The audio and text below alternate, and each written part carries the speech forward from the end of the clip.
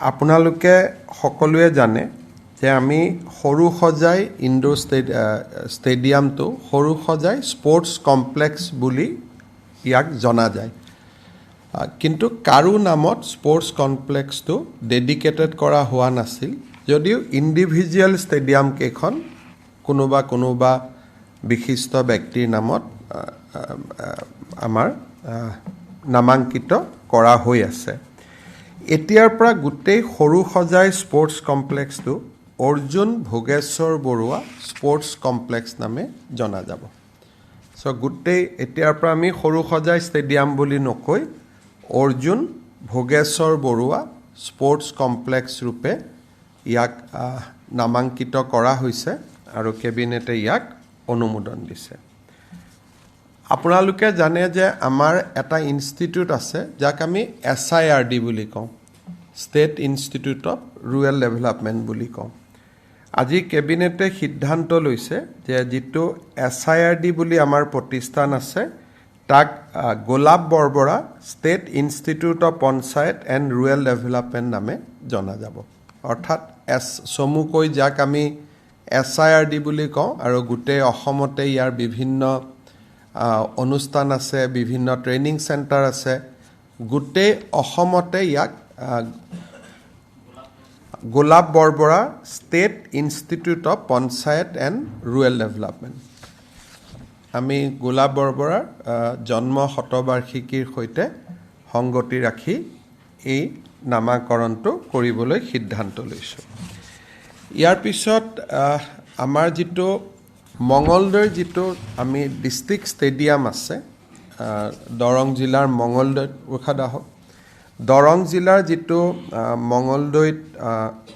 District stadium আছে, আমি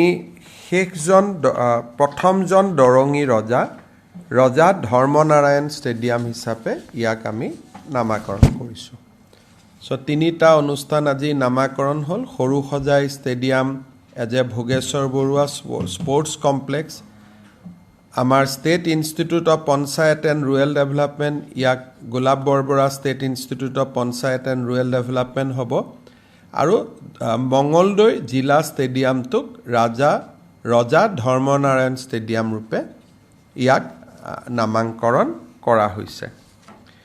সৰু সৰু কেবিনেটত কেইটামান সিদ্ধান্ত আছে, আপোনালোকে মোৰ টুইটত দেখা পাব। কাৰ্বি আংলং জিলাৰ থাৰাকুচি বুলি এখন গাঁও আছে ডংকা ৰেভিনিউ চাৰ্কুলত, তাতে আমি 900 মেগাৱাট বিদ্যুৎ উৎপাদন কৰাৰ এটা প্ৰকল্পৰ বাবে যিটো এডভান্টেজ অসমত আমাৰ MOU স্বাক্ষৰ হৈছিল গ্ৰীণকো এনাৰ্জি, তেওঁলোকৰ লগত আজি আমাৰ যিখন এডভান্টেজ অসমত লেটাৰ অফ ইণ্টেণ্ট হৈছিলে, আজি তাক আমি চুক্তিলৈ ৰূপান্তৰ কৰি তেখেতসকলক মাটি বাৰী আমি গোটেইখিনি দিলোঁ, আৰু ইয়াতে তেখেতসকলে প্ৰায় 6000 কোটিতকৈও অধিক টকা ব্যয় কৰিব। 900 মেগাৱাট পাম্প ষ্ট'ৰেজ প্ৰজেক্টছ, এইটো আগতে এডভান্টেজ অসমৰ সময়তে চহী হৈছিলে, আজি আমি ইয়াক চূড়ান্ত কৰোঁ।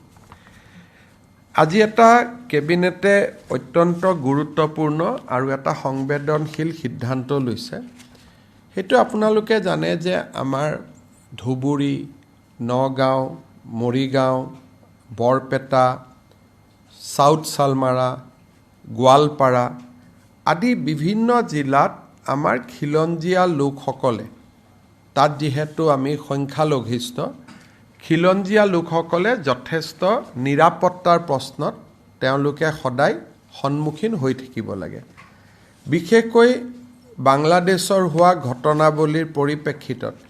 তেওঁলোকে বাংলাদেশৰ ফালৰ পৰাও আক্ৰমণৰ বলি হ'ব পাৰে আৰু নিজৰ গাঁওখনতো আক্ৰমণৰ বলি হ'ব পাৰে। সেই পৰিপ্ৰেক্ষিতত আজি কেবিনেটে সিদ্ধান্ত লৈছে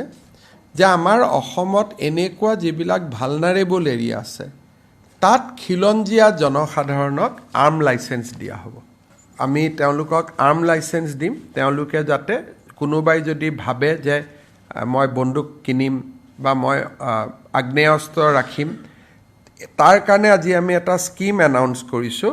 special schemes for grant of arm licences to original inhabitants and indigenous Indian citizen in vulnerable and remote areas of Assam.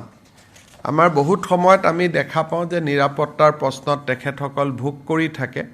আৰু বিশেষকৈ এতিয়া যেহেতু বাংলাদেশী নাগৰিক আদি বিতৰণৰ বহুত কাম আমাৰ চলি আছে গতিকে এই অঞ্চলবিলাকত আমাৰ যিখিনি থলুৱা খিলঞ্জীয়া লোক আছে তেওঁলোক যথেষ্ট নিৰাপত্তাৰ এটা সংকট ভুগি থাকে আৰু কিছুমান গাঁৱত অকণমান তেওঁলোকৰ পপুলেশ্যন আছে ক'ৰবাত ধৰক মই এতিয়া নিজেই জানো যে বাঘবৰ জনিয়াৰ ভিতৰত এখন গাঁৱত কৰবাত 500 ঘৰ মানুহে বাকী আছে আৰু কোনো নাই গতিকে এতিয়া সেই মানুহখিনিৰ কোনোবাই যদি চৰকাৰে বন্দুকটো কিনি নিদিয়ে কিন্তু কোনোবাই যদি লাইসেন্স বিচাৰে আমি তেওঁলোকক উদাৰভাৱে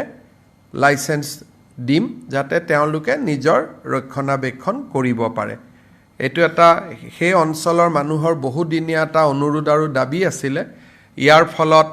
ঢিং ৰূপহী লাহৰিঘাট এই অঞ্চলবিলাকৰ পকেটত যিবিলাক আমাৰ অসমীয়া মানুহ এতিয়াও আছে তেওঁলোকে সদায় ভয়ত জাগাখিনিৰ পৰা ওলাই আহিব লাগে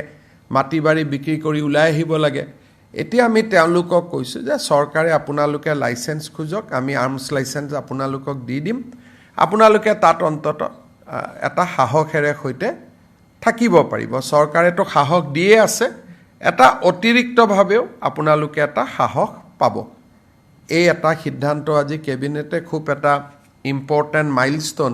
বহু দিনৰ পৰা এই দাবীবিলাক অসম আন্দোলনৰ সময়ৰ পৰা এই দাবীবিলাক আছিলে কিন্তু কোনো চৰকাৰে সাহস কৰা নাছিলে যে আমি দিব পাৰিম নোৱাৰিম এই দাবীবোৰ আজি নহয় অসম আন্দোলনৰ দিনাখনৰ পৰা এই দাবীবোৰ আছিলে আৰু তেতিয়াই যদি আমাৰ থলুৱা মানুহখিনিক আৰ্ম লাইসেন্স আমি দিলোহেঁতেন হয়তো বহুত মানুহ নিজৰ ঘৰ মাটি বিক্ৰী কৰি নাহিলেহেঁতেন আজি কেবিনেটে যেটো আমাৰ যেটো জাতি মাটি ভেটিৰ যেটো কল্পনা তাক আমি আগুৱাই লৈ গৈ আজি আমি সিদ্ধান্ত লৈছো যে যতে অসমীয়া মানুহ সংখ্যালঘিষ্ঠ থলুৱা মানুহ জনজাতীয় লোক যতে সংখ্যালঘিষ্ঠ তেওঁলোকে তাতে আৰ্মছ লাইসেন্সৰ কাৰণে আবেদন কৰিব পাৰিব আৰু চৰকাৰে উদাৰভাৱে তেওঁলোকক আৰ্মছ লাইসেন্স দিয়াৰ ব্যৱস্থা কৰিব কিন্তু এইটো নহয় যে আমি বন্দুকটো কিনি দিম হেতু কনফিউজ কৰিব নালাগে আমি কাকো বন্দুক কিনি নিদিও কিন্তু কোনোবাই যদি আৰ্মছ বিচাৰে তেতিয়ালে আমি তেওঁলোকক আৰ্মছ আমি দিয়াৰ ব্যৱস্থা কৰিম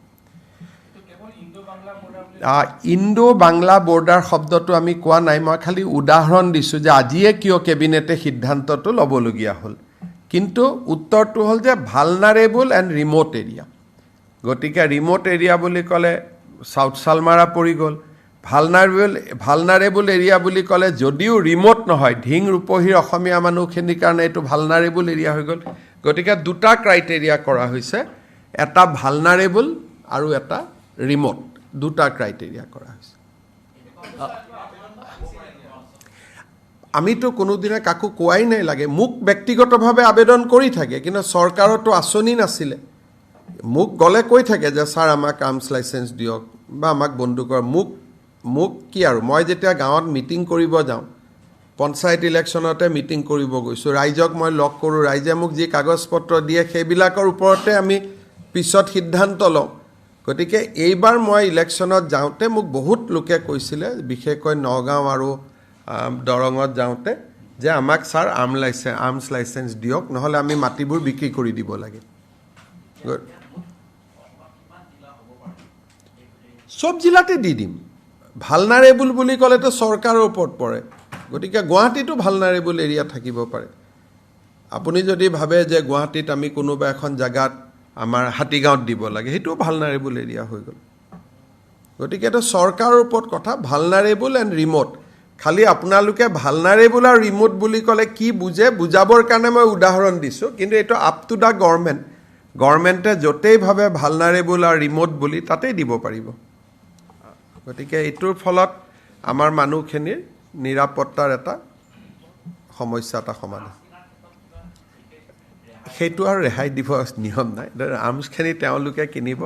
লাইসেন্সখন আমি সহজে দি দিম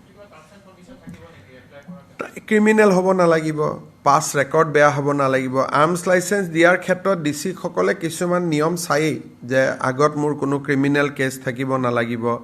পাছ হিষ্ট্ৰী মোৰ বেয়া হ'ব নালাগিব তেনেকুৱা যিখিনি এটা পুলিচ ভেৰিফিকেশ্যন কিন্তু মই যদি নিজেই মোৰ ক্ৰিমিনেল কেছ আছে মোৰ নিজৰে মাৰ্ডাৰ কেছ আছে তেতিয়া মই কিয় আৰ্মছ দিম গতিকে এইখিনি যিখিনি এটা দিব আৰু এইটো বহুত দিনৰ পৰা ডিমাণ্ড চলি আছিল যে ইণ্ডো বাংলা বৰ্ডাৰত এইটো অসম আন্দোলনৰ দিনৰ পৰা এইটো ডিমাণ্ড চলি আছিলে 85ত বা পৰৱৰ্তী সময়তে যদি আমি দি দিলোহেঁতেন বহুত মাটি আমি তেতিয়াই বচাব পাৰিলোহেঁতেন এতিয়া বহুত মানুহে পাৰ হৈ গুচি আহিলে আৰু গুৱাহাটীত আহি চবেই ছেফ জাগাত লেণ্ডিং কৰি গ'ল আৰু গতিকে নহ'লে আমি বহুত মাটি তেতিয়াই বচাব পাৰিলোহেঁতেন